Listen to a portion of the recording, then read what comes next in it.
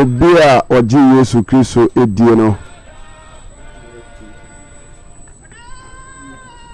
onyira obenya da enkwa yama etiefu nyina akwa aba eba adehye FM 99.1 eso ebreno aso eye nokwari jidi asafo a yewo Kumasi Sokoban Wood Village ana kwesera na no pay moti enka ewo kasafidie so yama adofunu nyina achibiem eye nokwari jidi asafo dona efe jiri koko yewo Kumasi Sokoban Wood Village ana kwesera no pay so moti enka ewo afidie no ene yentina kopem bra ebebo no nwotwe apamu yede nyame asemo a yemfrɛ mu efa kasafidie so amatiefuo ene adofo ma ehwe o media ne so enti Sam Doc, good morning. Agadi aso dwenka batron kan so so ho de oba de adawro me na so tenko ma woden ho eda oba de no ase ya saba biem ebre no so ko yes nti ayo nyame asemi odaro ma fe kompa bom yo me da ase adofo ne tiefo ye bompae ye nyankopon ne abankese ye tumi mu hodenfo ono odi wiase nyina so nkonim u tumi enano pen so abo ye kanipadua ho ban de abeduru adehye FM 99.1 botani nyina ye ba akopɛ ibebedu se abofra de wasam bro man esropa wo chose huye mobo efa bone ne mato nyina kyeye na ensem a eba no nkoto akra nyina akoma so no onyini no onyankwa na so opia anyanyiraba u tumi ma tumi no nkonkunu wu yechidom na me ya hoden ni etimi fa nka wasempada amen yini asam yada ase yo etiefuo ene nyame ma moti enka ene anopai ebre no aso se yede enkwagesem efa afidikesie so ebre tiefuo bia na o hwe o media no so TikTok no Evangelist Ojewa share ma afoforo na afoforo so embe join it. Facebook no so Evangelist Ojewa yes ana afi adehye FM 99.1 online jumadi nyina emamu ewo ho koso nti share ma afoforo comment like it. Na onyankopon so ebeshirawo amen Yeguswa yebo asempano ho dawru yes nti sede abrebia no yeba yenam fidie so etufo ekasa kyerɛw no yes bomoden se de awurade akanfa ho bia no anase onyame asɛm a yɛkɛn no obeba modern eti asempa no eyi jemeso amen ewiase wei ebekọ na wiye pa wiase wei ebekọ na wiye nti se de be ya adachi bia no ye kra no ebenya baby papa tenti ene yesu Kristo ebenedin yes ene asɛm a ye be ba no mesra atiefo nyina se yenti asem no yie enti ni ye yame pa ena asem a ye ba no yato de se bonsam adi nkuguo firi abodi mfiti ase ebepem sese daso de nkugu odaso de nkugu nti onipa nkudi nachi tienyi bonsam wadi nkuguo firi abodi mfiti ase bepem sese nti onipa da sani nkudi nachi hallelujah amen yana edi babi amete ho a na mi di enipa bi ho yaw na me wura ho ma nipa bi no yes se babi a yase doin pa yɛ bibia ba na onyankopɔn ama nipa huru sɛdeɛ bɔnsam si teɛ yes sir nipa so bɛdi bɔnsam akyi nyame mo yɛ de sei bɛ nyame mo yɛ damba na borɔ soɔ nyame bɔbɔ ne nkyɛ amen sɛ mansa mato den sɛ bɔnsam adi nkugu firi abɔdeɛ mfiti aseɛ bɛpem sɛsɛe nti onipa no sani nkodi n'akyi kodi bɔnsam akyi hallelujah amen sɛ sam wohɛ wiase wei no a ayɛ competition isi de challenge nko a bɔnsam ne nyankopɔn anaasɛ bɔnsam ne kristo who is who wana we know hallelujah amen ebinom agyan kristo akyiridie ebi bɔnsam akyi because wahuru sɛ wodi kristo akyi a wonyɛ yie ntam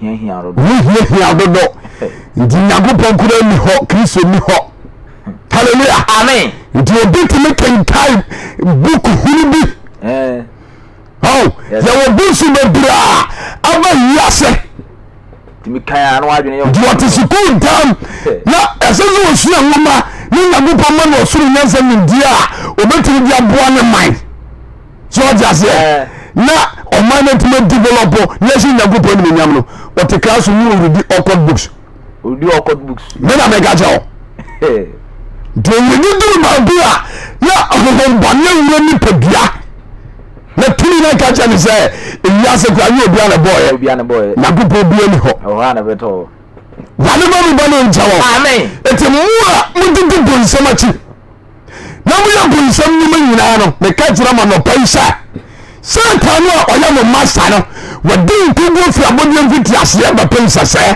wɔda so de nkuguo nti mmao musuo ɛnkɔdi n'akyi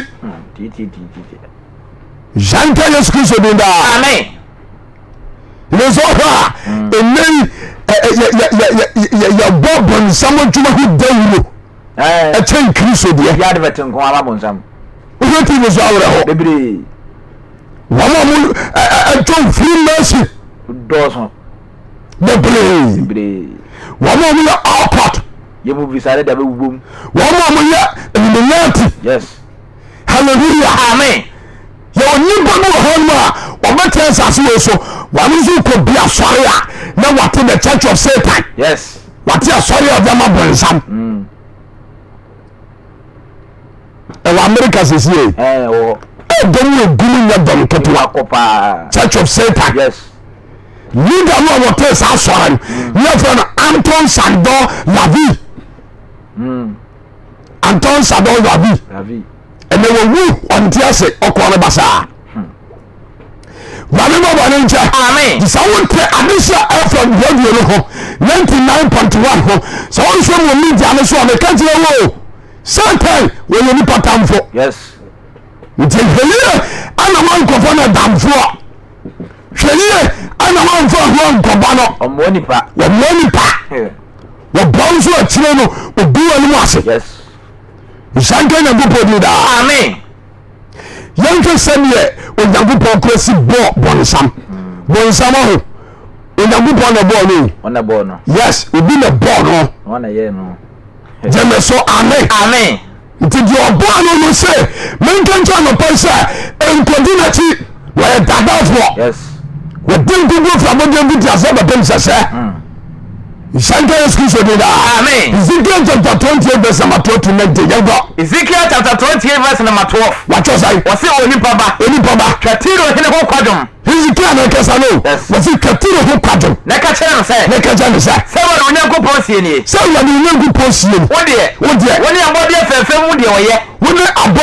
mu deɛ ɔyɛ nyansa hyɛ ma na nyansa nso hyɛ ma wahoɔfɛ di mu verse number 13 watwɔ sae Onyankopɔn tuo adi mu na na woteɛ Onyankopɔn tuo adi mu ana na woteɛ ɛnyɛ asase so deɛ ɔsoro deɛ no nti wohwɛ wiase a sɛdeɛ na Onyankopɔn si ɛyie wiase no ɔsoro deɛ no ɛna ɔfa so siesie wiase deɛ ɛnsɛ so nti tuo no a ɛwɔ nkyɛn Nyankopɔn nkyɛn ɛwɔ heaven hɔ no emu na na Satan wakɔ Ezekiel 28:13 watɔ sai Onyankopɔn to me di mu na na wote Onyankopɔn to enti mu na na wote abɔde abɔ nyinaa ya won kata ho eti pɔn a Onyankopɔn fa so bɔbɔ nsam no ɛna mɛken ka kyerɛ no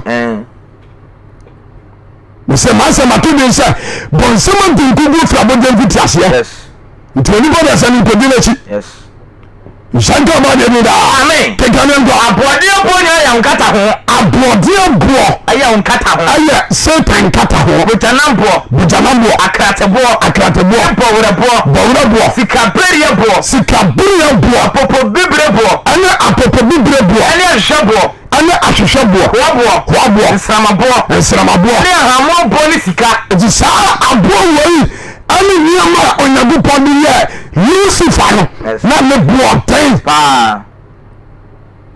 nneɛma ɛsɔ bɔ na animuonyam wom ɛna otwidwa pɔpaane ɛde yɛ Lucifer gyeme so amen sɛ ɔmi gya nso no ahwɛ a tiasɛm a meka no yi ebirima nti ɔbɔgye wei hɔ ɛnti bonsɛm akyi ɛyɛ bonsɛm adwuma na obi tim bɛtena no gya no so Nyankopɔn bia ni hɔ there is no God wiase no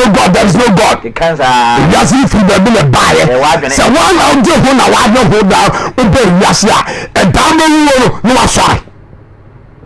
wasɔre yes sɛ Nyankopɔn bia ni hɔ wiase no na ɛbaayɛ deɛ a ɛdaa wo bɛwuo na wɔsa asɔre abankom na wɔbɛto abɔne so gyeme so amen yɛnti de ɔkyɔkɔ wɔse wo mpiriti ne wobɔ ma som w'anim enti ɛnneɛma a Onyankopɔn de yɛ Satan no Lucifer no na ɛso bɔ paa ana ɔsɛ deɛ wo mpiriti ne wobɔ ma som w'anim penti ne bɔmaa ɛso wɔ Satan anim ɛda wobɔ wɔ na ɔsiesieyɛ gyeme so amen enti Lucifer na ɔyɛ dwontoni ɔbɔ dwom papa maza sɛ woyɛ dwontoni asuo Onyankopɔn adwontonfo binom nsuo Awurade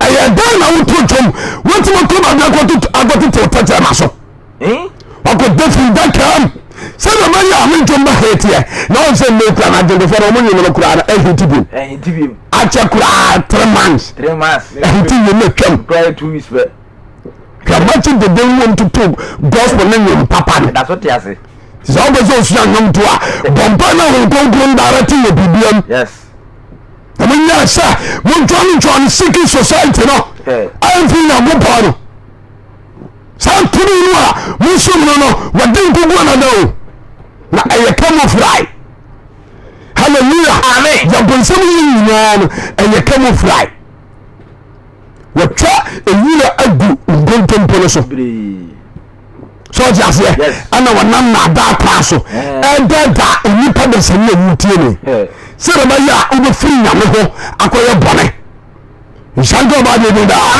kekane nkɔ Ezekiel 28:14 watɔ sɛ wonyɛ kiribu a wɔsa na wɔkata soɔ enti Lucifer afei Onyankopɔn siesie no sɛ ɔmɛyɛ kiribu mabɔfoɔ no baako a wɔde na kata soɔ nti yɛka kiribu mu a ɛyɛ abɔfoɔ a Onyankopɔn drama yɛka no sɛ ne tuo no ɛsi soɔ nti ɛmeyie Lucifer no a wodi n'akyi no ne ho ɔbako sɛ mekakra nya bi kakenka kyerɛ no na ɔyɛ kiribu mu abɔfoɔ no mu baako saa abɔfoɔ no nso na ɛso Onyankopɔn tuo no gyeme so amen nti do atɔkɔ na mede wo si hɔ na ɔde wo si hɔ Onyankopɔn bɛbɔ kronkron no so ana wowɔ Onyankopɔn bɛbɔ kronkron so na Lucifer wɔ ogya boa ntam na wo ne nam ogya boa ntam na Lucifer ne nam wodi mu w'akwan mu nti wɔdi mu awɔ n'akwan mu firi da wobɔ wo ade kɔsi sɛ ɛfiri da a wɔbɔɔ woɔ no ɛde kɔsii da a ohuru mu abusudeɛ no huru Satan mu deɛ bɛyɛ abusudeɛ no hallelujah amen verse number 2 no verse number 16 nti sɛne Nyankopɔn si yɛ Lucifer no wɔyɛ no soronko kɔ Nyankopɔn nim no bɔfo biara kɛkɛntimi nkɔ hɔ nti saa karibu mabɔfoɔ no ɔmo wɔ ntaban nsia ɔmo de mmienu kata wɔ anim ɔmo de mmienu akata wɔ ho na ɔde mmienu nso atu gyeme so amen mansa mate bi sɛ bɔnsam wɔde nkugu firi abɔdeɛ mfiti aseɛ bɛpem sɛsɛ wɔda so di nkugu nti nipa na sɛne nkɔdi n'akyi mo a moyɛ adwuma ma bonsam nyina masa gra ma adwen na mo masa no wɔyɛ failure from the beginning of this world Jameso amen. Verse number 15. What was I? When God did not tell our day, I mean, show mama. And to one dear, let me patch over brain, and no small young people, and when young goes to Asirano, or 5 pound who will be so say, or better than home. Yes. Said about or no cousins will be living a life. You do not talk. What's an hour, Bonnet? It was your bonnet. Number go who feel for your go public policy. It was your good body can go. Certain music from who free. Number 7. I was saying, you are a catastrophe. I will kill you. I can't tell you. Jump on and them. Every jump boy. And Daramentum. Verse number 17. I just I who offended. Now, Santa who offended. Nakuma who was saying answer. Was saying answer. I was saying. I don't know. See, I 2 uniform. I don't want 2 Satan telephone. And the one for him for him. Now, what did Satan but 2 assassins so? Say, Nipa and Satan. I rather than me grassy. Yes. Lucifer. Bra, when you go who I can pay any of us to do with me pet and will say the winner so. Yes. And what Pamela, Abba assassin so. So just yes. A bra of Pamela, and one Nipa who, dear born someone you. One man Nipa who, what do you get them say? We need to make us some. I know young good Poncrado, one said one some. Went to me now transfer the number. So I'm not a higher, young good Poncrado, dog, when you Nipa. Yes. So obi wo le ba na akwara no so just here when tina samwa say papa na na ma me timi ka say matome ba sawaram matona sawaram ba bi onam bi am fa no me I don't care yes wo awon dam na we see ya fine Jameso amen sana otwede bompa me wa ye Lucifer yes but what can we go ntemu say e problem wa satu ono so a obeti bonsam di jasam to the double out here and more be an adult. Yes, because what did something to them. O Chadian Bacamini, the patrol, 2 million for essentially when you put be a dinner to some law. We can't quite gentle. The one who media also would be out here. I be sure for 99.1 so the patrol the play. Bonsam, we didn't go from the class here. Yes. To show you one could do that. What here? Obe food be producer adada. Zabe bo waronja. Amen. Kekane ngo. Ezekiel 20 verse 18. What just I? Wo mu yo do so. Enti Satan Lucifer no. Na mu yo do so nti. Wadwade abusudie mu wagu akonkoni ahofi. Wagu na konkoni nyina ahofi. Enti mama oja afiri mu. Enti otwede mponse. Oma oja afiri Satan mu. Na hyew. Na abesha. Adano wo so asase so. Jameso amen. Amen.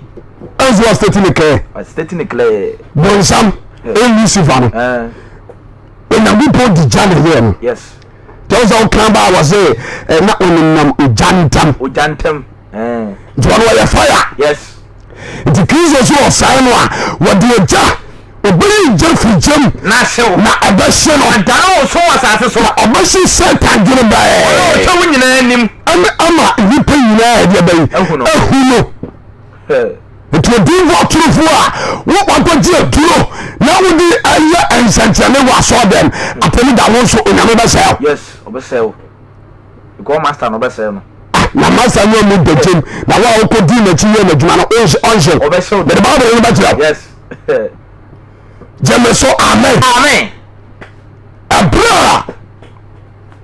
Ona mu bo hu abusudi wi. Awo oboli furu mu. Yanhwe busudi ekro. Isaiah chapter 14 verse number 24. You go. Isaiah chapter 14 verse number 12. What does I? E dey na furu so afiase ye. Ti hayo. Enyago power reject Lucifer. Yes. Ana Isaiah no ebisa ho asem be we chiri. Yes. No se adan na. Ufuru so afiase ye. Ufuru so afiase ye. So ma senfo. Ansuru ma senfo. De tiaba. The morning star. Yes. No ho feye. Hey. Na obi kwabue Lucifer no aye no ntuntum. We serious. We serious. No ho fe papa. The man who fa. Lucifer kan. Kura ho fe. Afa man. No ho fe papa. Hallelujah. Amen. But any clarity no aman. Yes. Hallelujah. Amen. Bonsam soldiers here. Yes. Nyabu pon the ball. And when you obi ka just sam bonsam tumi oboa.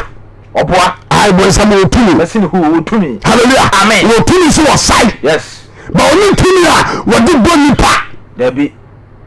so what you say but only to me what the say nipa the Lord is who come on some chai amana one the papa da there be we can John 10:10 was you reform ma this obewi no kuma area hallelujah amen enti ya no bon some to damfo ama ye tiri mu nya da ontimi muawo aga say you na wono no efru pem bon some na yo sa yes hallelujah amen and so you na wo dam no wo ga say yo pa e Satan na yes yes when you na wo from a chiro no wo ga say yo pa there be e bon some wa hallelujah amen control no wo di na chiro me ka jo say bon some aduma no ya o pa ba no ko wo pa se na djuma ye no ko de wurudu adaya ai me de ye mfa ho de hianza mo beto me wo pray jeme so amen wa se bon some na otumi pa na yekin yankopon a so yankopon yanka so yetumi tiemie yankopon yetumi Kristo yetumi because Kristo ti yankopon mu yankopon ti Kristo no me baako jeme so amen enti yakewo bia oyetumi a wani Christ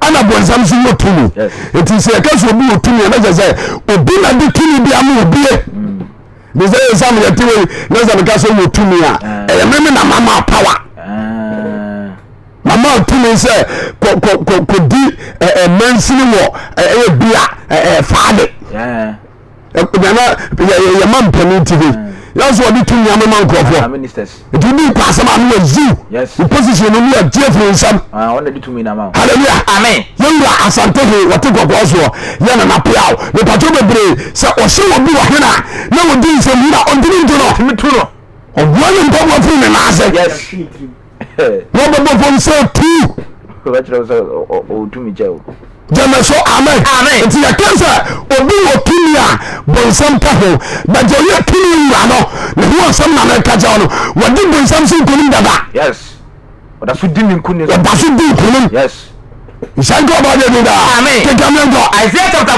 14 verse number 12. What was I? Now I don't know for so here say. There don't certain food so here say. So much for. It's here ba. Towash from. Oh Brahman am say no. Well, you bra am say. Verse number 13. What was I? What's na wo de? Na wo de. What can we come say? Did you know certain abaya certain munanye. E bra wo ye gupon. Wo juntuni. Wa nyango bonya bobo no eti ni position no ani se de enyagu position no na odene ho yen control I master bi eti enyagu ni se nyagu poni ho a onne wo na mo ho second in commander yes jame so amen ente do atoko wase na wo de okan wa kuma mo se ano kan na kuma mo se so na mafoma ko onyankopon so ma no atifi onyankopon ansoma no atifi ana mama hewa so asi ana mama hewa so akosi tenancy e be pon so wa tenancy e be pon so atifi from asa stifo no ano ho anto ko verse number 14 what was I mafo komununkum eso bia enti wonya asadu we se obafo ko suru munkum tena bia na ye me wo so suru ni no na wa ya na wo se o suru ni no hallelujah amen hana biti ni pa de buru obi buku no za na cheche no ma bi na wo se na obi timi ka se wi mu no join group no am do last point nice point ana ya mama kwanjire se mi kokum nipa wa 140 nipa wa 140 me jamra de mo jane ba se pa me ni sifa no me behia bravo auto to no awo jono na da so gana je o kranko masa no oso mu no we ni ka din kubuo ti so pampa ti asem sakra jeme so amen don't do what you call verse number 15 verse 14 kaudin verse number 14 what is I mafo ko mununkum so bia to mafo ko su mununkum tra bia na mayemo so ni no ba ni so ni no emom samado na wo sa kwakodu amana se to na so asamado ana wo na sankai esania koto yes na wo nim se ade a wo ye no ewo ni be ye ni bale ya wo ya ni mo na kanin ni mo akwa sakra badu hallelujah amen na watia sore na wafo kro bia so ɛna Ghana ha ɛne kurom ha yɛtumi te sɛ kɔnfuo bi bɔ wiase fie akɔgye ne bɔsom afi sɔfoɔ deɛ na agye ne wiase kɔgye ne kawa behia no ayi na asɔfoɔ bi aba na kawa hyɛnhyɛnhyɛnhyɛn ɛhyehyɛ mu kokrometi ebi hyɛ no baabi a bɛwura nge hyɛ no nsa bɛnkum so ne nsa nifa na nkawa ebi yɛ diamond na yi bi saa na ɛte yɛ blue ebi nso deɛ na ɔgya ɛkyɛn opagya ne nan ana nipa atigu wakɔgye ateɛ duro opagya ne nsa na nipa bɛsɛ tantaare na ɔmu nyam tugu ɛni nyame tumia ɛfiri nyame bɔn wurade ɛni bɛnyam ka ndim daa basɛ me se bɔnsɛm dindigu fimfiti ase ɛde bɛsi na keka me bɔ verse number 15 watɔ sa wɔse yɛ mɔm asɛmade na wo san kɔ asɛmade na wo san kɔ kɔdu amanase tɔn ɔkɔdu amanase tɔn verse number 16 watɔ sa wɔne wo ho wɔ nyinaa hwɛ odin ɛti nipa a ɛdi wakyi nyinaa bɛhwɛ odin ɛne wɔne kari wo kɔn mu kasɛ akari wo kɔn mu kasɛ ɔbɛne ma ɔma asase wo so yɛ ɔbɛne ma ɔma asase wo so yɛ ɔma ahenniɛ hihim ɔma ahenniɛ hihim yɛ no ɔma wiase da ne ɛserɛ so ɔma wiase da ne sɛserɛ no deɛ ɔburubure mu nkuro hallelujah amen afei na yɛdi ho fɛw yes bɛdɔfo lucifer wɔdi nkuguo kristo yɛ nkumdifoɔ yes ɛti bɛdi no akyi na som no wɔɛhyɛ berɛ sesafoɔ wɔne ma da mfikyi ɛba fie ne ho asɛm na meka kyɛ no bɛn gyeme so amen ɛberɛ a wɔhunu sɛ abusudi wɔ wuro mu no na ɛsɛ sɛ deɛ bible no kane ɛbam wɔpɔne fi habe hɔ ɛfisɛ habe hɔ no onyankopɔn pɛ confusion Revelation chapter 12 verse number 7 yẹn kọ. Revelation chapter 12 verse number 7. wàtò sáyé. wọ́n sẹ́ni ọkọ̀ bá ọ̀sọ́rọ̀. Nti abira sẹ́ńtà bá náà di mpọ̀ sẹ́ ọ̀bẹ sọ̀rọ̀ tí o tó di mpọ̀ kọ́ mi tìmí wura nọ ẹni na hinye ẹni na sunjuo no Onyankopɔn kyerɛ ne sɛ ɔno na ɔbɔɔ no ti ɔbɛ kyerɛ ntumi mutumi ìṣàjọ ọba de da. Amen. kíkà ní gbọ́. Revelation chapter 12 verse number 7. wàtò sáyé. ọkọ̀ bá ọ̀sọ́rọ̀. nti ọkọ̀ bá ọ̀sọ́rọ̀ hɔ. akẹ́ ní abọ́fọ́ tu ọ̀tí àṣẹ ní sọ́sà. nti ɔbɔfo panin maaki yɛ ɛni ɔbɔfo nkaya a ɔmo ni sɛnta ayɛ adwenkorɔ na ɔmo ni ɔmo di esie ni tu ne so sa. ɛne ne kɔn. na ɔtí àṣẹ ní abọ́fọ́ so kɔn. ɛna sɛnta nso Lucifer no wonya nipa ni bi ɛka nsa ahohom ni bi taa ne ho. wonya nkyirifoɔ. aso ɔka kyerɛ sɛ sɛ o bua mi na mi tu Nyankopɔn a mi de bɛ finance minister. benkumhene na wakyekyere no nyinaa akɔyɛ sɛ obi a wɔntu kwan da na wastarte ne process mekɔ ba a ɛkua mɛba bɛfaw na memɛdwi dan wɔ nyina tɔgu ase foforɔ ma ɛnya nkɔe ɛso wayɛ bibi awie wurade bɔbɔ no nkyɛ keka menkɔ Revelation chapter 12 verse number 8. watɔ sa sɛne wɔntumi wɔ nanso Satan tumi Onyankopɔn nso wɔanya kwan wɔ soro bio na wɔanya kwan wɔ soro bio nti ɔtwasɛm no kɛseɛ no nti wɔn na otwa dɛ pɔpaa me egyina tumi a wɔwɔ no so etu ɔtwaseɛ kɛseɛ no ɔwɔda da ɔfrɛ no ɔbonsam ne Satan ɔwɔda da na ɔfrɛ no ɔbɔnsam ɛne Satan ane Satan deɛ ɔda da amenamana nyinaa no deɛ wɔda da amenama nyinaa no ne firi wɔto no twene asase so wɔto ne firi soro atwene asase yi so ɔto n'abɔfoɔ ka ne ho gui ɛne wɔto abɔfoɔ a ɛka no nyinaa to bu ya mete ne kɛseɛ bi wɔ soro sɛ wɔana dɔ so wɔte ne kɛsɛ bi wɔ soro sɛ afei nkwagye ne tumi afei na nkwagyeɛ ɛne tumi tumi ɛne ahennie ɛne ahennie ɛne Nyankopɔn dea ale yɛ Nyankopɔn dea ahoɔden yɛ Kristo ne dea ɛna ahoɔden nso ayɛ Kristo dea ɛfiri sɛ wato yɛ nnua no totomfoɔ no atwene bɔnsam a na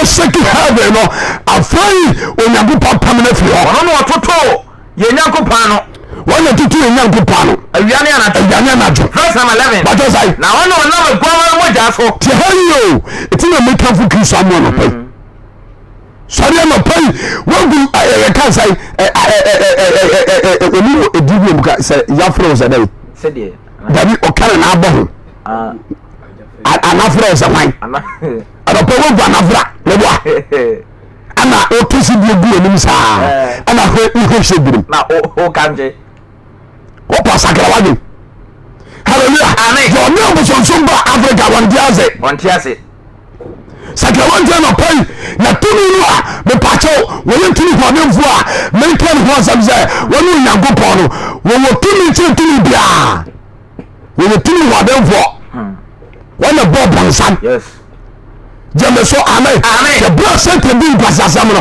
ɛdeɛ na to no kɔ a afei na ahoɔden Kristo ne dea afei na ahoɔden Kristo dea ɛfiri sɛ ɛfiri sɛ wato yɛ nnua no ɔtomfoɔ no atwene watu yɛ nua ntutufoɔ na to ato ɔno ɔtoto wɔn ano yɛ Nyankopɔn ne ma wɔn wiase yɛ toto wɔn ma no Onyankopɔn ne ma wiase anadwo na wɔn ɔnam aguama no mogya ɛne wɔdansesam so adi ne so nkonim wɔn nyɛ nyɛma guama no mogya so Yesu Kristo mogya so adi ne so nkonim na wɔano wɔn kra de kosi wɔ wuo mu wɔano wɔn kra de kosi deɛ bɛn ɛde kosi wɔ wuo mu hallelujah amen ɔbɔ TikTok no so no media no so a na obi abɛtena hɔ ana aborɔfo na bɛba aborɔ bɛdaadaa yɛn last me nam TikTok no saa na obi ɛdɛn na yɛka ne sɛ onipa tumi toto mmoadoma nyina di ɛdɛn na onipa hunu sɛ yɛfrɛ letter A letter B letter Z letter E nipa dwo dusum binom ebi hia wɔ so no nyansa ebi anyɛ so adusum o bɔnsɛm afura nipa bebrade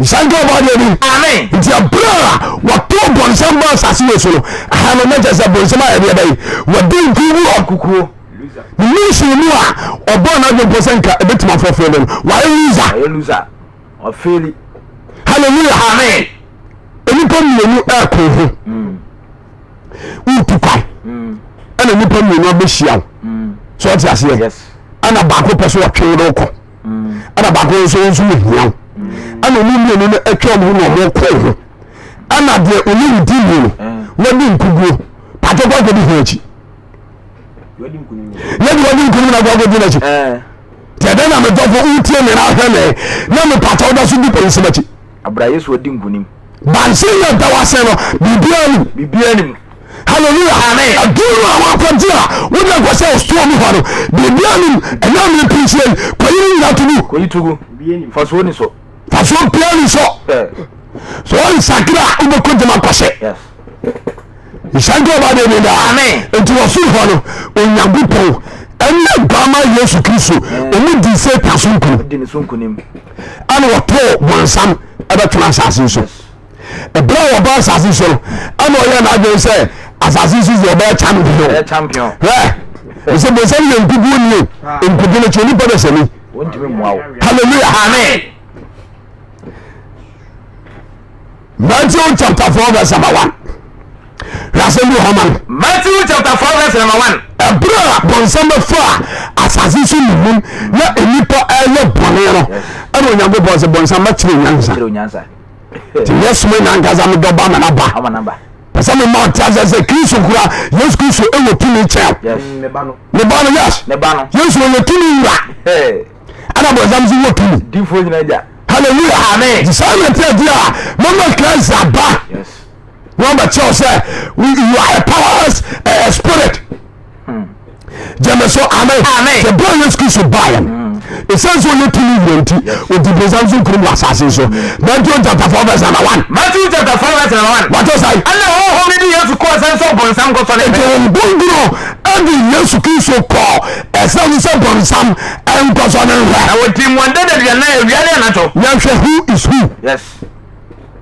medɔfo mesema obi nna da sɛ Nyankopɔn ni hɔ Kristo ni hɔ yɛka deɛ yɛ tumi a wɔne Christ bra no mu yɛnya nkwagyeɛ nhyɛnka ɔbade ne daa na nnɛ yɛwɔ abosonsom ɔman Ghana paa yɛsɛ yɛfrɛ Christian country ɔsɛ nka yimfo no nyina yɛ demonstration ɛtutu sa mmɔdo a yɛndɔdo a wɔwɔ ɛne saa tontoɔ bɛbugu yɛ sɛ yɛtiri nyina togu ɛfia adwuma nkankankanka wonyare na ne bɔwɔ ne nkyɛ amen abosonsom ɛyɛ tiwa ne Onyankopɔn no nti ɛberɛ ɔma mpinto ase nhyɛnka ɔbade ne daa amen na ebinom nso so adi bayi akyi saa small ones no bayi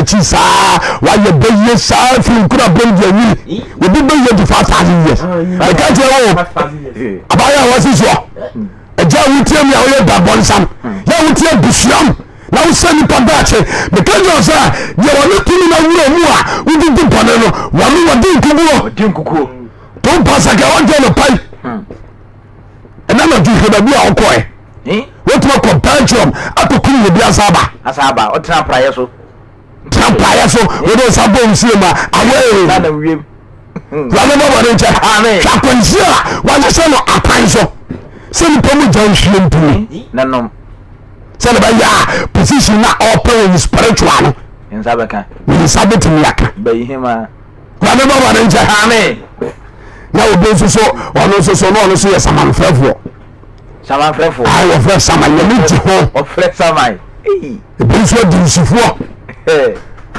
aban a wo kote nya bopo na bon habai ana o si nye dwaban fa haban nsa ya de na nuani wo kote habai a ya prince asam this habai wo ti a this all the prince to ase wo ti ko na eko this no o kwa wo sara mache en kase obi aho bunkododwe dinsuni pamfo wale baba ne ncha amen ebi nso ya mana mo a omusa ba nwem mala mo musa bol ni na me ka jaw mala mo sa ba nwem sa wo ni ya tuma ma bonsan oni na so ni ya ana ya papa nso mo ni da no wo ni ka di nkubuo eto bia mo di bonsamachi na ba bonsamachi ma bia wo so wo ya fonu yes atamu da onyankopon adi beja ejamati maso yes sanka ba de da amen eti mu su kristo no mo ko so ni do po achi ni kristo achi na mo ni di ho dance we tuni ira jeme so amen amen nti ba choko Matthew chapter 4 verse 2 what just like na odi mu adede de na wiare na to no eti break kristo boss asisi no obedi be samson kunu yes eti bra obese na djuma se no bo sam ko so no he eti bra odi aduadada eyane na jono ase ya chire no ade ya chire akonte no enyansi ya akonte no na osofo ne pa ne nchama se no se ene suafo no ba ne je Matthew chapter 4 verse 1 agangan osofo no akọ wose na osofo no pa ne nchama se no se ene osofo no aba ne nchama ka che Yesu Kristo se ono Onyankopon ba na ono Onyankopon ba no kana obo ina ne pa no dane boy ne na ne pa no kana obo ase ene obu ase wa twere se enya pa no so kuno nipa na mbetena se enya pa no so kuno nipa na mbetena se asem bi ne fo Onyankopon no mu so asem bi fi Onyankopon no mu so verse number 5 what just like ana obo sabe ni koko kunkure ne mu it's the first test Yesu Kristo bi ne so kuno then to us ko verse number 5 what just like ana obo sabe ni koko kunkure ne mu ana Satan safa Kristo ne koko kunkure ana ni ko jira so fi na tifi ana ni ko jira asori fi ne dane tifi ana wose no se ana ka se so Onyankopon ba no ono Onyankopon ba no ko twere fam na wa twere se wa twere se wonti obo se na mo fam awo wonti obo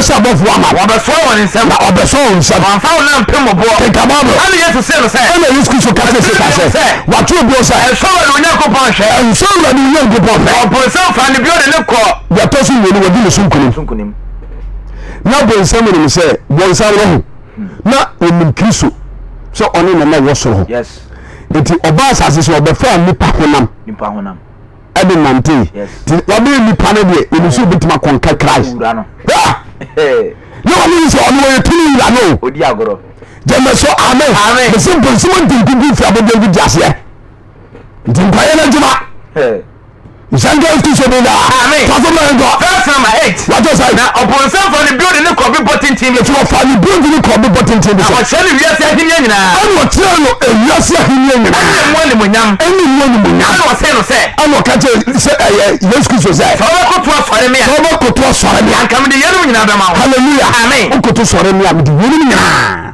ese wiase ahimye ndi ebonsam di so na Job 9:24 say what the wiase na se Satan sa the money when yam and the yehinya bonsam na control if so ya Kristo ni a monte mu yo do bebre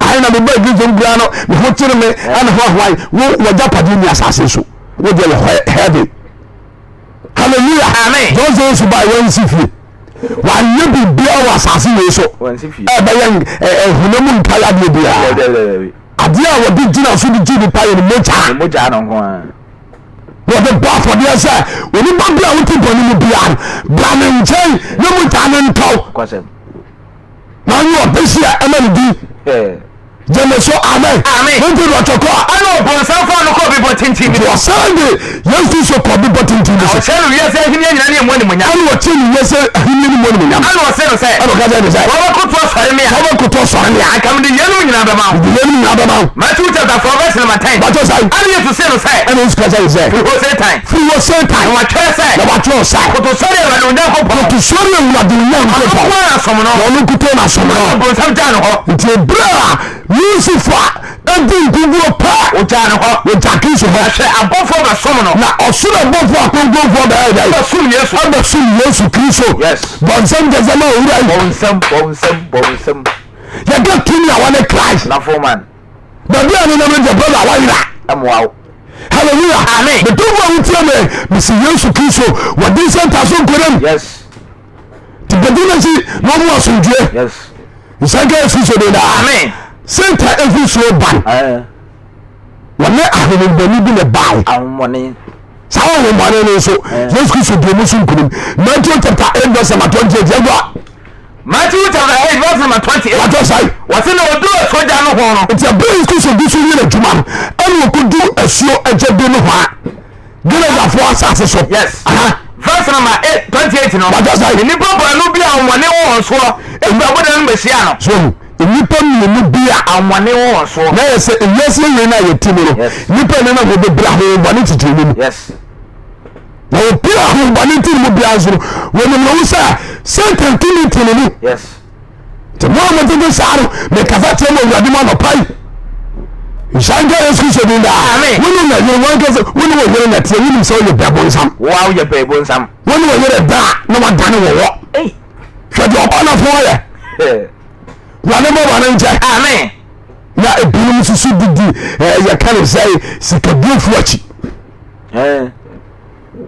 rabaji ya ko kunye bi no de ko tu wo de pum na wo fisika man hallelujah amen bidi ansu ya wo kwaje ya wa ketuo bi na sedia ni budio bi ditam na epu hunam fom yese japadiare man wo de kwai abramu weta Zanka Kristo de da amen Yesu Kristo ebe di ahobane so kuri yagwa wase na oya wenfo se na oya ayam edenze bi wenfo a tese mu yedi ni tire obi a so bo ni so kofa wo pa wo nyam tire di David jame so amen amen jame Yesu yakwa wase na wenfo se na oya wenfo se to obi atumi ntwom ko kwa no so to ni ba se ni bi ntumi ntwom mfa bia ho wase na se na ha otiatia mu se na ebra Yesu Kristo ebu so woni asofo ni adwuma no otiatia mu se asofo no etia Yesu na so yes ura baby a yeko fa no honyi o nkurɔfo bi mo te ha no ebedwasem before so ebekuru bi ka fa to ansa obedi ka fa to ansa wo yo bo be cho wurepu ba man so bo fa to obi ansa no miam na ku wa miam na ku di owura ye mbese be je ni gwase wo de nke mpa asen fa bi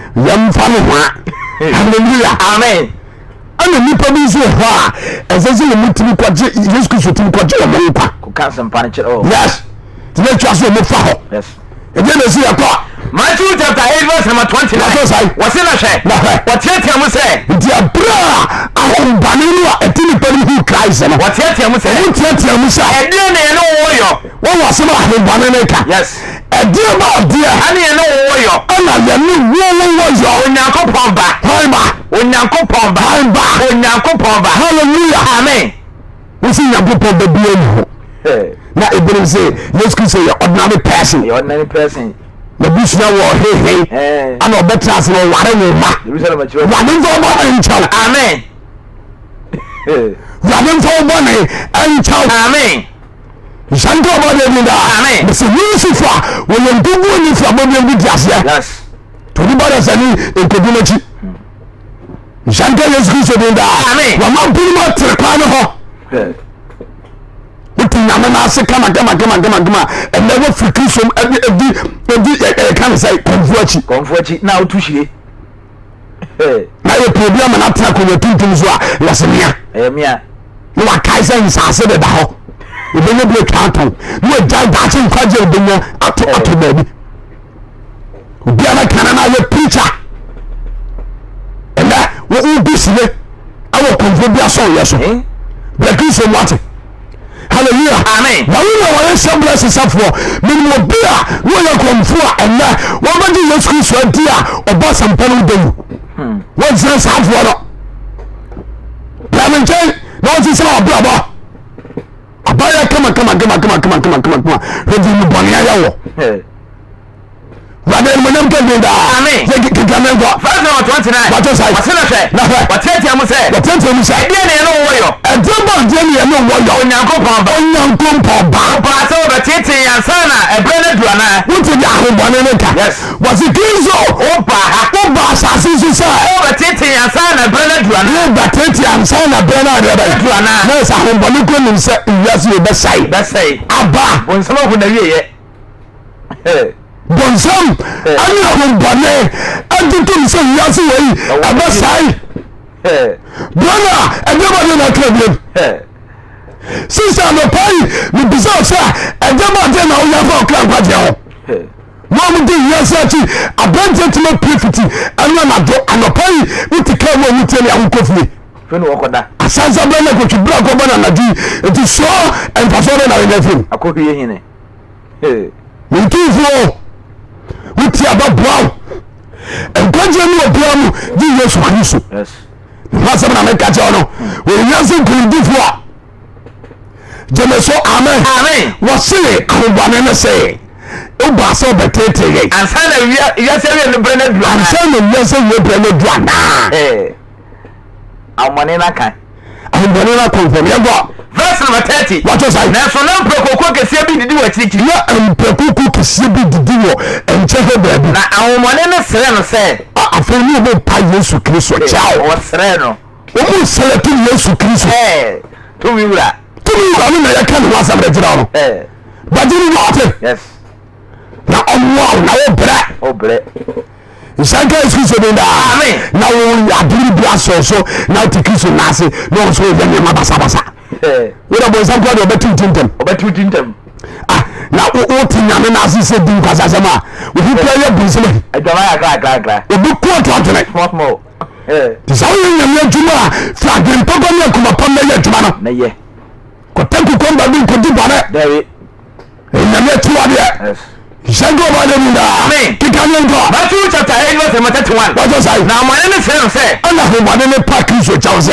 se otunya ye so pamye ne a na ye kwan ne kompako yi mo azo man ka so mko ko wo ebu emu bu heavy empoko mu da fodi mo pa chawse omu kwa ko wura yes eti books ahodo onwa wo kenkanya abo adum se Kristo brenwo nyagupo brenwo no aya na dan krata Tababra ti akwane kenkai na gugu tumi na trem matena mu na ti ase Kristo wa sama na mega jono pa no yes Shango Kristo de da amen the bra abani ni se Kristo no wa wa sama go monko ka chere wo ana mo ku gu emprekuru o nyina ko gupu ana emprekuru dimirke kiki Yesu commande ya no ana mo nyina ku gu epu nti hanon so Yesu Kristo di ahoboni so nkunu Mary Magdalene won go man so fi mi o tun wa mane so ya ke tuni ya now the credit will go ma bonzam kwai ai nana na wa run the cha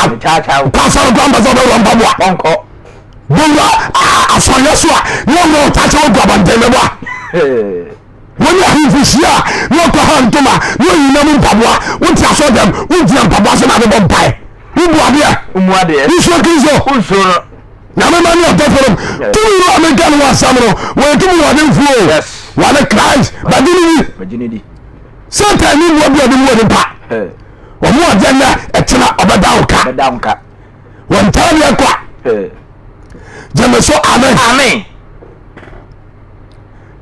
eyi ami Elisa no me hu mu fuo pa na gugu de ni ye dwulo bi First Kings chapter 18 verse number 21. Elia le bala so for. First Kings chapter 18 verse number 21. What say? Ana ni etwepiri o man ni yira kan say. O man Israel Yakubu na ko jimo. Ana odi tu ya yan sanche na me hunu bi. Obosom sem kakra. Kudi ba bi a Kena kan say oni free crown so ba nyina no na abosom kakra wu ni mu kakra. So o ba na afafa fu be wurem. Chaboso ni kakra sa di bebe no na omo na nipa bi tu ma so se nyabi bo bia ni ho ami bia ni ho aboso motumi na no say you can say baba bantinti egirugu researchers wo bia got na bebe anai asase wusu de si keke asase wusu keke aben de wo san ya eni ni ndini mu bi fosu Hunamufuo. Hunamufuo. That then nipa. Hallelujah. Amen. Nada sada kosu. Nada. Diabra. Elia. Ago place our man wono. Na abosonsumo for krono. Mafanu. Beta ya bu party die. Bisikizo otunio. Na Satan no we din kugo to amodem bi ase. Yes. Ti mama yere duwa nyina amon sa na chi. Emfi ne ntama hekiso.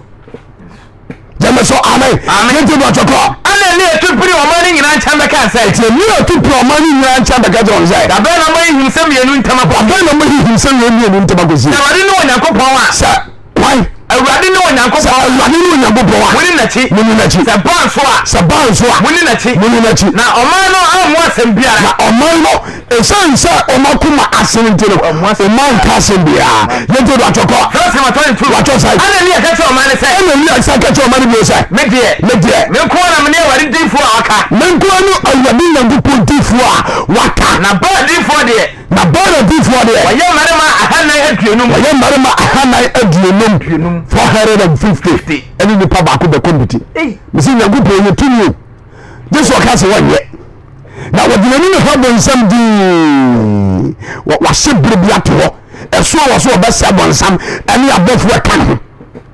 Ɛne wɔn a wɔn bɛ tɛ asase so yɛ bɔ nsɛm adwuma. Ti bɔɔla ganudu kan go. Yàtọ̀ odi n'akyi wɔyɛ dadafoɔ. Yusufa wadi nkubuo. Yes. Nsango Yesu Kristo de nda. Wonye sika ade beye adwuma na de ko bia ba. Sa bensema adwuma wei enipa matena bia ba ho enye nsadensai. Ensai. Wusu towi. Towi ya bensema adwuma de na mega no. Wani bo wani ncha. Amen. Kikami epo na edoso. Verse number 20. Wacho sai. Wasena mo yen enantwini mienu. Enti mo nhyehyɛ. Yes. Kono mpanifuo. Ɛnɛ mo ntwom no batena ya pɛ. Ne bi nyi Nyankopɔn asase asom no. Yes. Ntɛmo yɛ ne bai. Mo yen enantwini mienu. Mo yen enantwini mienu. Na wonya enantwini baako mfa. Na abosomfuo no enyi nantwie baako mfa. Na otwitwa ne sesene. Na otwitwa ne sesene. Ɔmfa mu nyina so. Na ɔmfa mu nyina so. Na ɔgya deɛ. Na ɔgya deɛ ɔmfa mu ase. Na ɔmfa mu ase. Na me nso. Esi sɛ nantwini baako. Nantwie baako aka na me nso mesiesie. Na me de agu nyina so. Na me de agu nyina so. Na me mfa ɔgya so mu ase. Na me mfa ɔgya mu ase. Na mo mu nya me den. Na akɔmfo no mu nya nkupɔ den. Na me nso me mo Awurade den. Na me nso me otwe den bɔkɔ ano den. Onyame ɔde ɔgya bɛgye so. Na saa nyame wɔ mu a ne hiri mu antam no. Deɛ wɔde ɔgya bɛfiri soro abɛto afɔdeɛ no mu ahyia no. Ɔno ne Onyankopɔn. Ɔno ne Onyankopɔn. Ɔman ne nyinaa gye so sɛ. Ɛna ɔman no kaa sɛ asɛmpa pa. Verse number 25. Hallelujah. Amen.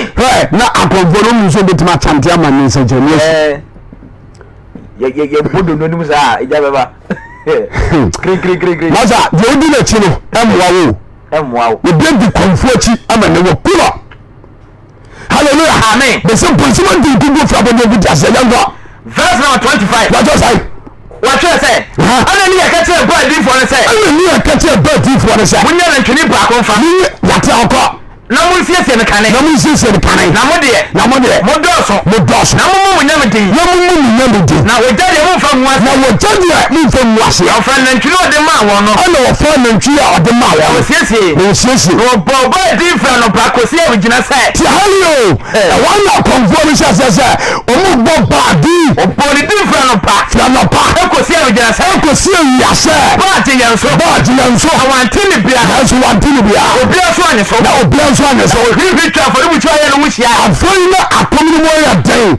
Na ɔmo twa yɛka no sɛ afɔrebukyia no hyia. Na ɛbaa sɛ wɔgyina no. Elisa si wɔ twɛtwɛ. Afɔri na Elia esi wɔn ma twɛtwɛ. Ɛna ɔka sɛ. Ɔfa ne kɛseɛ mfrɛ mu nyame no ayɛ. Hwɛ momfa ne kɛseɛ ntia mu mfrɛ mu nyame no. Sɛ wɔɔdwene.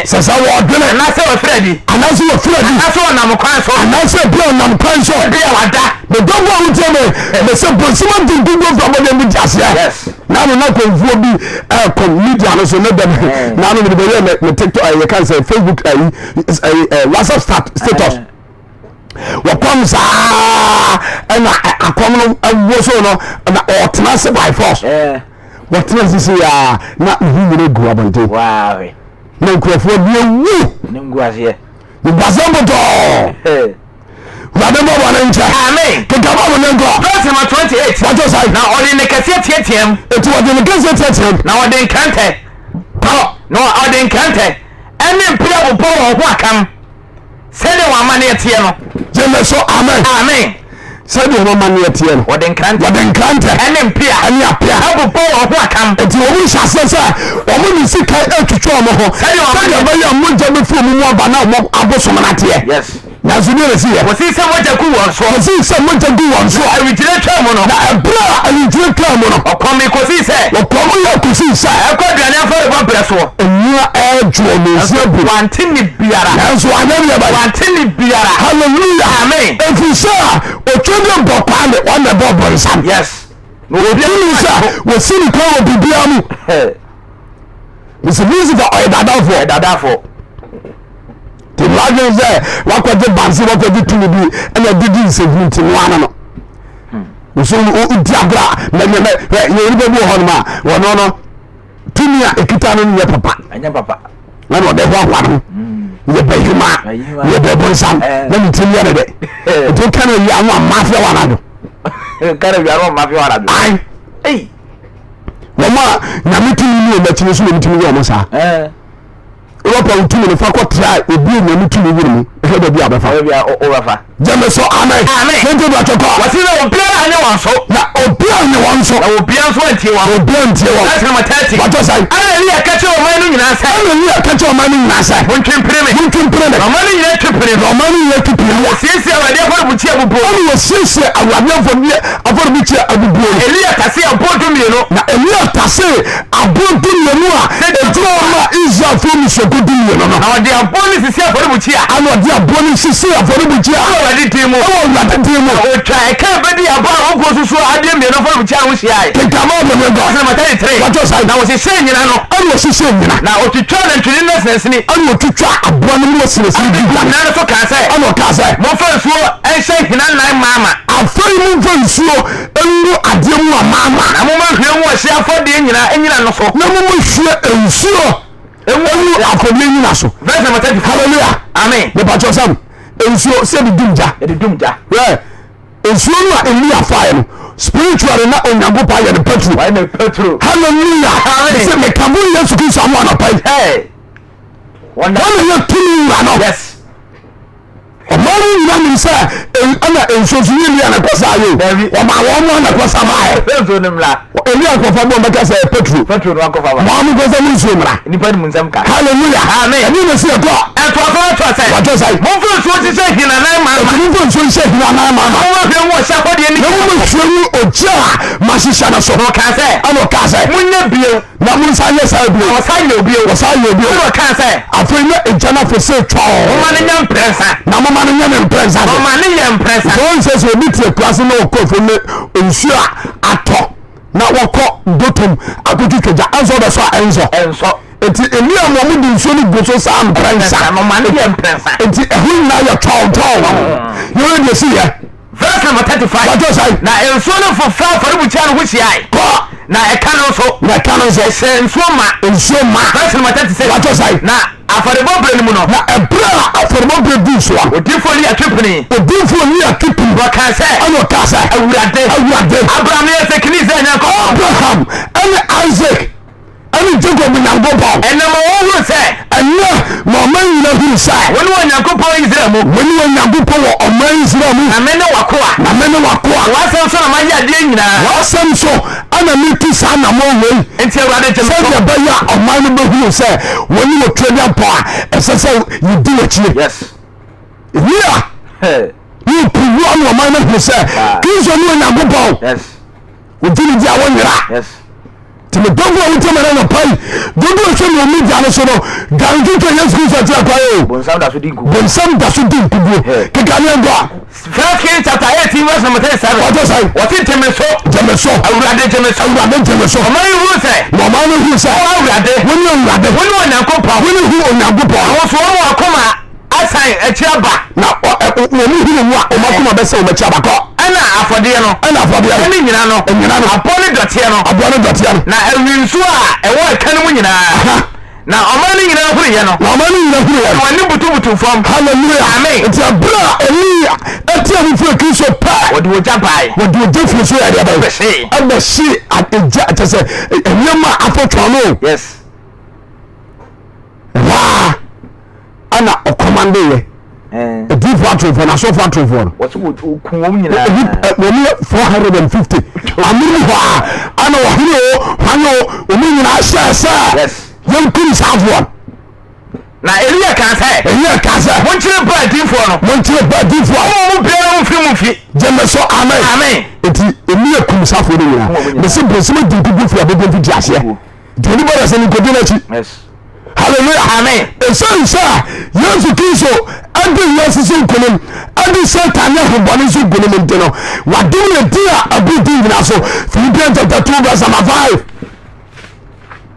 Bonobo aye Two Church International Sokoban Kumasi Sokoban Wood Village ena na no promote nka wo ade chef so we guys what did I ni how did I say so no unko sorry mo mo kana ti akwai yes na mo no jema mo kra amen Philippians chapter 2 verse 5 what do say mo ma de o Kristo Yesu mo ntira mo bi na no pai me don go wutie me Kristo ho adwumra mo yes ma Kristo adwua ebe ba woni mo ntira mo amamu antira mo mo wono no ye wonya kopoti bia mo de ya plan no ha be no wonya kopoti bia na so wo mo no fa so de na wa ba sa so me fa kwata bia te no so no wonya kopoti so wono wonya kopoti so mo to no pai wa to no pai fa kwata bia to no so fa kwata bia to no so dani ni branche so me do fu ya kwa o yes wo ya kwa wo bia se ha it breaking so no yo this year yes Sanka Yesu se dinda amen ti abra fa kwata bia to no so se de wo ya na de fa ya se de wo ya na de fa hunu se wo ye ni hunu se wo ye ni pa brand ho se ye sitie brand ho se ye sitie ko se wo wo ko se wo wo ni ho wo mo mpo brand wo se se ni aso mpo no enunti Onyankopon so aye no kese enunti a obrase a wonya ye ani ahofama ani adwampane akomapa ani asampano dawura opo ye ne kra wade bato wo ma nipa nkwa jentine enunti ani Onyankopon so ma no so kese Onyankopon so ma Kristo so gase wadum ne dia buti nyina enye so timo so Yesu so timo osofo ani asasofo to de nyina nkoto antachema nyina mpemu ekase Yesu so ne awade ma te Nyankopon ni monya hallelujah amen Yesu so yonkondifo yes odi seta so nkunu na no lasia na yankote na Brazil for pompe se han ana borsele di Yesu so nkunu be sami en onu na sase bi pasom no eni bi sa ehuru kaza no mo dia to ya kan say Brazil for we le video no bi hwe o nioma esisi o man no na di borsele chi ana na ya papa da insida why when you do bonsamachi and I say why you bonsamachi ama na ya papa da e bin sida eti Yesu Kristo ona go pop de edi ebu de nyina so yes hallelujah amen Yesu Kristo wadi nkunu Revelation chapter 5 verse number 1 ewa pa kan and them okay ebreninti okay Yesu nkunu die no Sibia esitie Revelation chapter 5 verse 1 to 14 go Revelation chapter 5 verse number 1 what was I wasina me huru nguma bi de wote e wan so ni fam wa wote mu chire John ekasa no wasu hu anuma bi awade wote e wan so de wote ahimwan so na se Nyankopon wa asem roka yango watwe mu ni akire wade so anu so ano ono ne so anu so ano no bofo hwandefo bi ode ne kase tia mu se Johnson hu bofo hwandefo bi ode ne kase tia mu se wan of other so obi nguma ni mu wan ne foto so obi nguma ni wote ne so ano na no wote ne so ano na no matere what was I obi ni so na obi ni so anasa ase me obi nguma ni mu anasa obehwem obetime obi nguma ni mu anasa obehwem me so bi na Johnson so bi efisa wan obi of other so obi nguma ni mu wan obi a ofoto sa obetime bi nguma ni anasa obehwem empanifo no ba ko ka cha me se nti abogoru mpanifo ba bi bo ase John say ensu John hwa dida busu ko mu jata no David hiri na tinkune David hiri no wa ari ba tinkune so bia nguma ni mu so bia nguma ni wote ne so ano so na no baba mrs so mi da so na hamia hwehwekinzo akira kwa yo wa ya defo yes wa tinkune yes one Satan one Lucifer one Alcott hevoni Illuminati Shanka Eskuso Deda. Amen. Munyanama to a Kriso. Lodgefua, Munyanama to a Kriso. Buddhism for Munyanama to a Kriso. More Muslim Church of Satan, Munyanama to a Kriso. While Lodgefua. We do Masali Sun Kunem, it is the only man more yet and your son one Kazamakra. Atamula, once I come to him. Shanka Eskuso Deda. Amen. Could be Bismaji at your Yama Watia. Shanyama Watia. Jeruso Amen. Amen. Kiganengo. Verse number 6. What was I? Wasila Mishay. Number 8. Na ahemano. Na ahemano. Any at the 4 banana ntam. Any at the 4 banana ntam. 24 at the Luna ntam. Any at the 24 ntam. Boma beach na wa. Boma beach na wa. What is it you want to know? Our menson. Our menson. Any a new song. A new song. I know Yakuba almost so I was my cool yasing. I know Yakuba almost so I was my cool yasing. Baba Jim money for you. Tell one of Sonny from Cruise of Jim money for your children. What Jim woman? As a 4 banana per 4 Yunano. As a 4 banana per 4 Yunano. She has what permanent. She has what most when you have a question. I know who could cross and go. And if you come from young mama. Yeah, oh, sham. I have hotel from Papa and Mama. I have hotel from Papa. Take a moment. Not to the roof for say. I want to do for say. Over the hotel woman. I want to use over the hotel woman. Now, Brennan Swan. No Brennan Swan. If you say a cool. Now the mother are toying. Now, what do you want to Mama? I'm on Yankopa. I'm on Yankopa. Musia. And the Casa. And the Crawford. Now, I know why Hemania suffer. Now, I know one. I didn't get Hemania suffer. I'm in Yankopa. Now, we're ready as I just want him. Take a moment. First, I'm 11. What was I? Still, I'm a shame. I'm a tearful woman. What I want and Asia. And to those who are saying, sir, and you probably time when was here. I'm a tearful for a day. I'm a tearful for a day. What I want to take a moment. And yet, as a phone name put in front of Hong Kong Chronic. One who seem pim I hold one pim. Verse number 12. What does I? When the cassette him say, oh, what did you cassette him say? Go cool, no. A grandma will cool, no. That's what you to me. Or what that's what you to me. Any Nansa. Any one day. Any day. Any morning. Hallelujah. Amen. Something will come some more the banks to us. Eh? Say you put to me. So for that's what you to me. Maza. Any munyam. When some young people knew. Yes. What did you do for about your videos here? The two back and American was someone who don't know about Tanwa or Banjo, no one was from Dre. He's also down. What that is only to me now because a woman would dear could be put say a hanto. Papa will tell me a Banjo, Mamma will tell me Canabeto Christo. The same time we are a German diligent would think good for about the videos. Yes. Is that just to say that? Amen.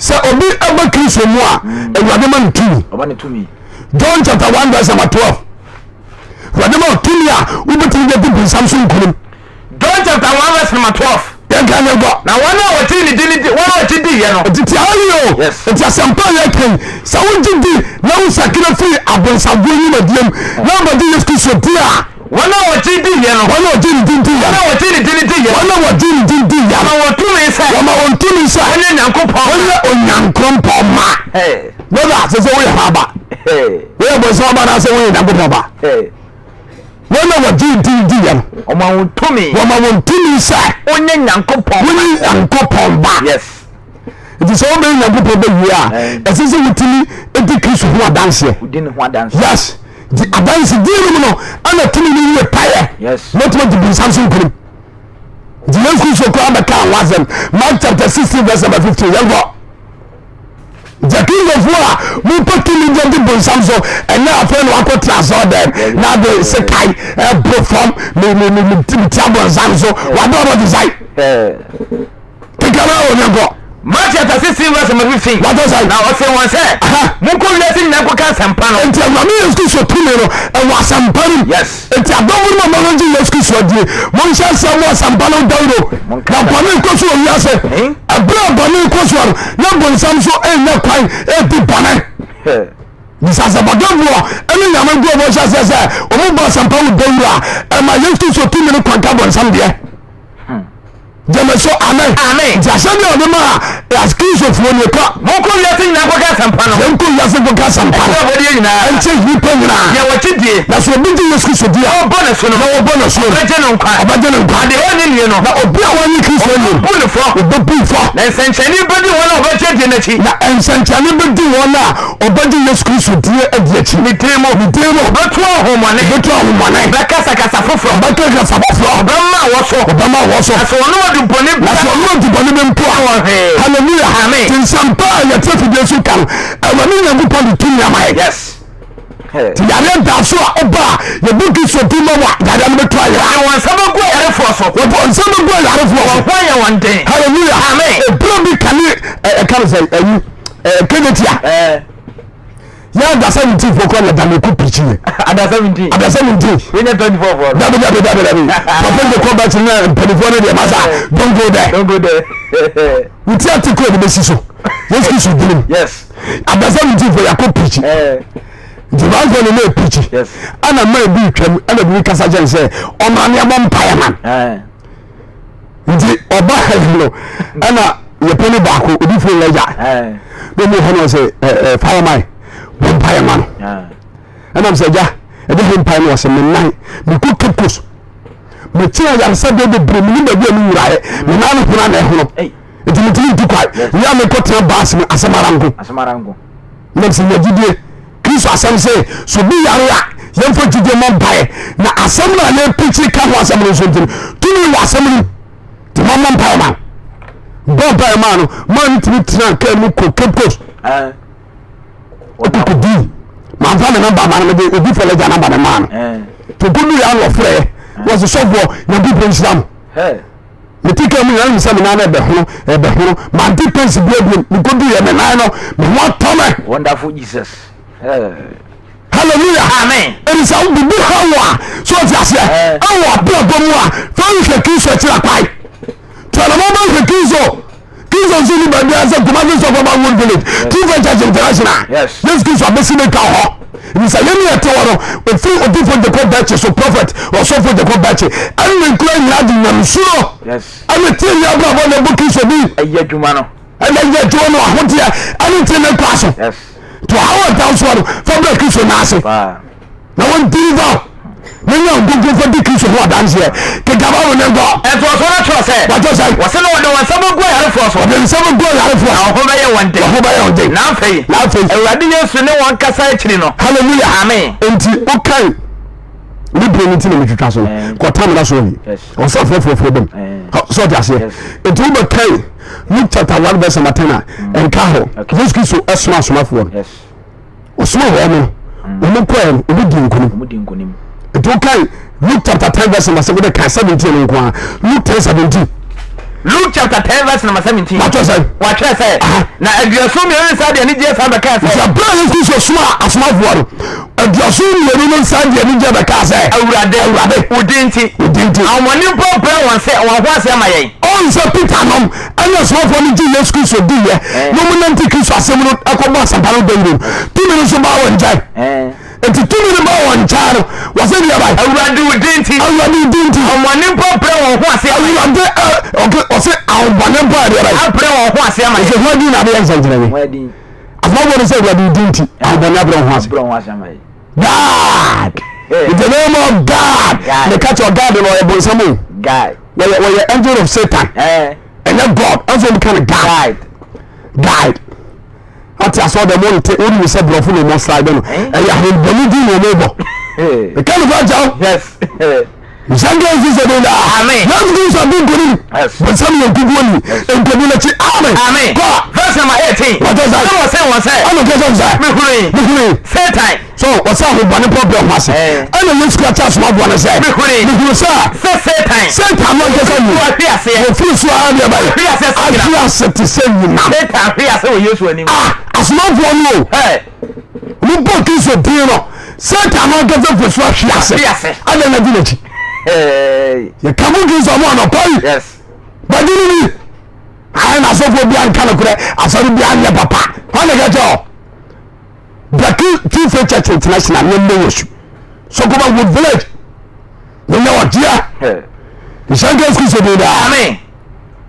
ya ka se bi ho dance a ye nkone obi a obadi bonsemachi the last quotation yes apopio obadi bonsemachi wo mo ye bonsemajuma ani Satan no agasa mo nya ahobone nyina omu ko jem hallelujah amen Revelation chapter 20 verse 5 bonsamu agasa mu wo ko jem akose Ntanu ni kakenka ho asem a ye de bo bonsam no santanu na onyagopo so yi bi adi bi aka ho ya wo de bo sai bonsam kekane bon Revelation chapter 20 verse 10 what was I na obonsam a odada wo no nti obonsam a wanta ni pefe obonye vita sabapem sasa otono twene wogya etemu da onyagopo so ba de ba otono twene wogya ne sofe tadie mu otoni twene wogya ne sofe ne tadie mu yes weye ni so bi hu na don hu atemu da onyagopo ade bonsam betu jemu ahye na wo di na ji verse what do verse on verse number 10 kai verse 14 verse number 14 what was I na otuwo woni asama azozo twene wogya tadie na owoni asama adon so otono twene wogya tadie mu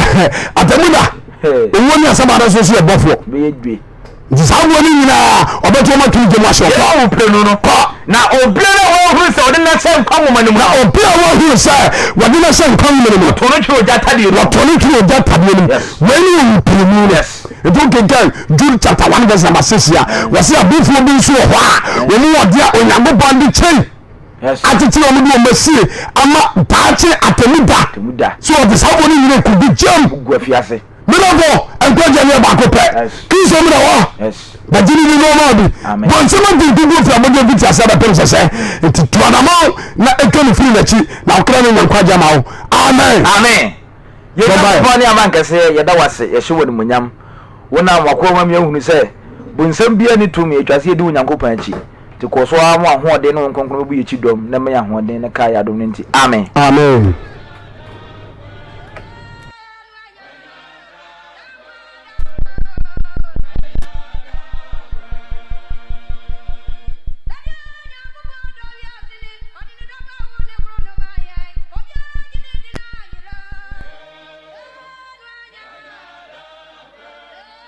obetimi afre abadwumadie no so sisi a yebre no ya yebre yewo simabese enkono aha enti obetimi afre abadwumadie no so number e di dwumadie no 0593 73 14 73 0593 73 1473 obetimi afre aba dwumadie no so sisi a yebefa na waba dwumadie no so True Faith Church International Kumasi Sokoban Village branch no ana motie nka ewade share FM so 0593 73 1473 hello hello yes owo me asojwe nka hello ya mama yete nka kasa hello hello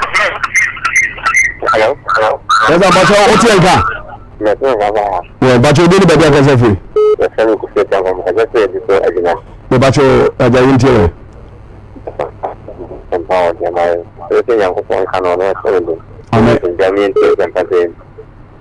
amen ya da se bebre nyankopon insha hello ya me bacho de be dia kasa fi the fire you can say free attention glory me bacho aja me ntie one of them amen insha ya da se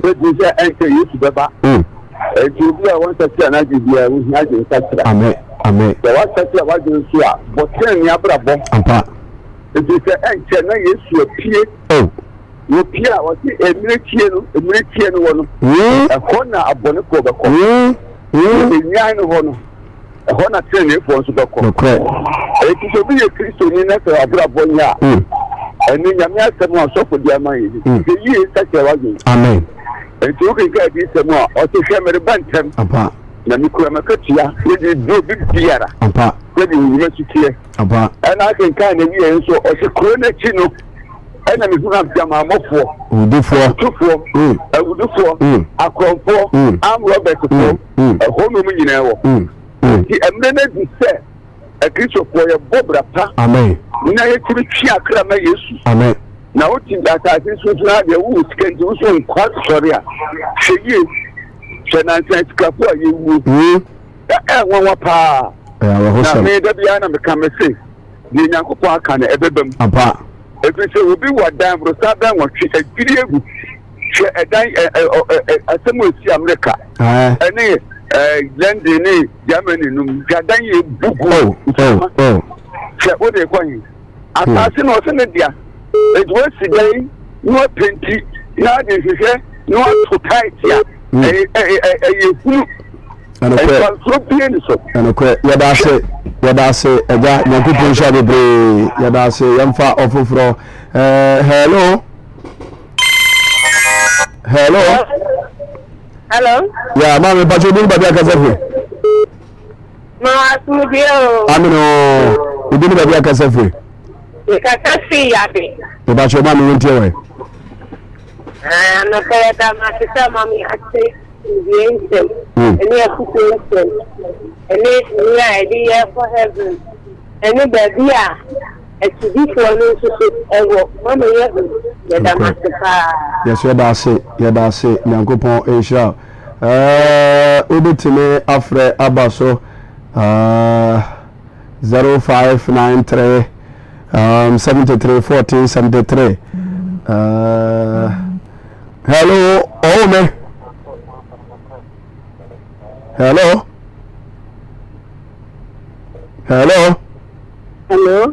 Ya Ome pacho mayintiwe msala ni mwae. Hello, kiesi utemenka. Baba cha yetenka pa.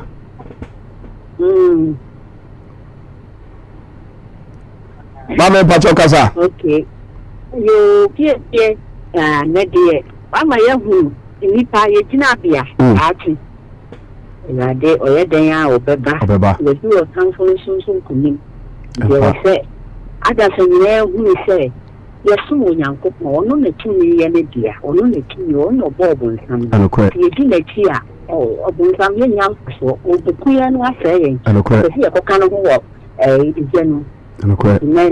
Yes, wasuma de aban. Nyame nhyira. Amen. Awurade nkɔsoa na ɔma wa hoɔden a ɔtumi de ayɛ adwuma no. Aka wawie nsɛmpapno no ma mo. Awurade nhyira mo nyinaa. Ya prophet. Ebisua ni nyinaa Awurade nhyira mo. So bye bye. Maame eje poma ofefe Luxembourg. Maame Nyankopɔn sha ubetime afre abadwumadi no so yewusima be miensa ye fa be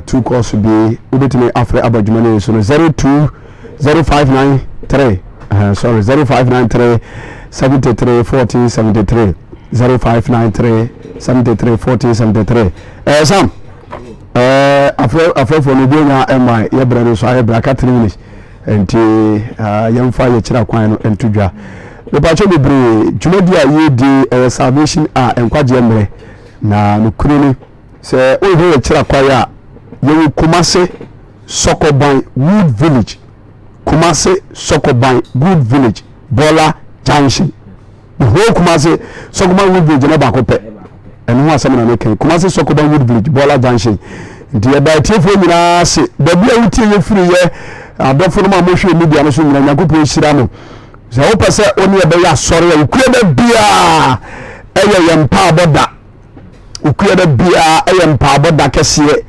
hyase anopa na nya pon ewetu iti da bia wutie ye hwe ye firi bia no ba magina na je number we ba number ni de hia me papa number no ye djuma de ye se kinkire ubetima frɛ 0243 81 97 56 0243 81 97 56 baby a utie ye free ye uhe ye kira kwan ebi apeso ni din kita ho bi e off air number me to dweme sere wotwe ni sisi a because ye bre na aka 1 minute per 0243 81 97 and 56 juma ni a ye die sika ni kroni ze ye contract na so san ye boy ni say 2 months na bow better so now ya 2 months ya preach 2 months asa yesika sa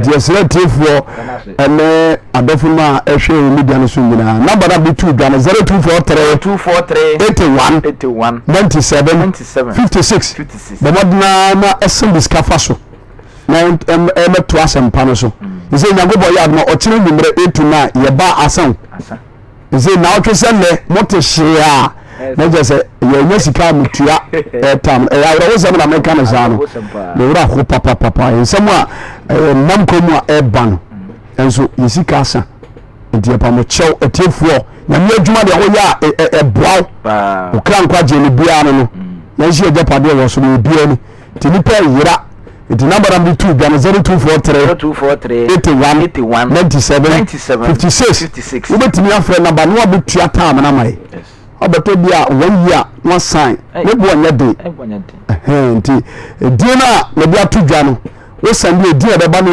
Jacob Bechi we penchire mu bia ne nkomotwetwe bia ene dinkita ho a fresh number 0243 81 97 56 Kumasi Sokoban Wood Village Bola Junction ene wo nyame ya duma ukuara we ene nhia wo mpabo problem bia we bia no frɛ number mi 2 Jan le bra ye bɛwura bi de mpa ma wa tumi no wo wabia mo tumi bia wo hiye ewe Kristo bia no onsa ebetimi aka afei efie na bia nso watch night every Friday bia watch night de sha se 10 ni apo ahomache no miensa me da bia nso na ya sore nso am pattern ni ahya se ewia bese 2:30 ni apo enti bomaden na etu ana mo hire kira kwai na Kristo be fa yo so ama won so wa brabo asesa sam nyagopo hira wona keka baro no afi ye kalusu ha nyagopo hira ya papa osofo difo sambaka ni Jacob Bechi